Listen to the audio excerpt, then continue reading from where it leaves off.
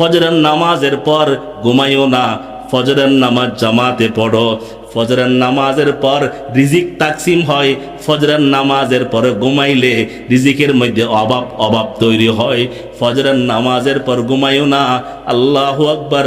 সূর্য বলে আবার দিন দুপুরে আবার সতর্ক করে, হে বনি আদম, আমি অর্ধেক সময় পার করেছি, তুমি আমাকে কাজে লাগাও নাই, আমি সূর্যের আলোকে তুমি কাজে লাগাও নাই, আর বাকি অর্ধেক আছে, তাড়াতাড়ি তুমি তোমার জীবনকে কাজে লাগাও, তুমি তোমার হায়াতকে কাজে লাগাও।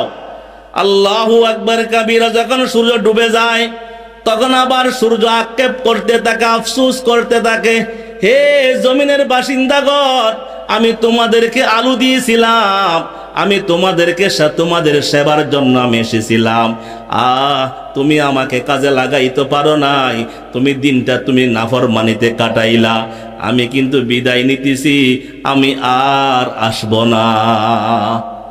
যখন রাতের অন্ধকার নেমে যায়, রাতের অন্ধকার ওই সূর্যের আলোর মতো রাতের অন্ধকারও চিৎকার করে বলতে থাকে, হে জমিনের বাসিন্দাগণ, আমি রাতের অন্ধকার নেমে গেছি, এবার তোমার একাকিত্বের সময়।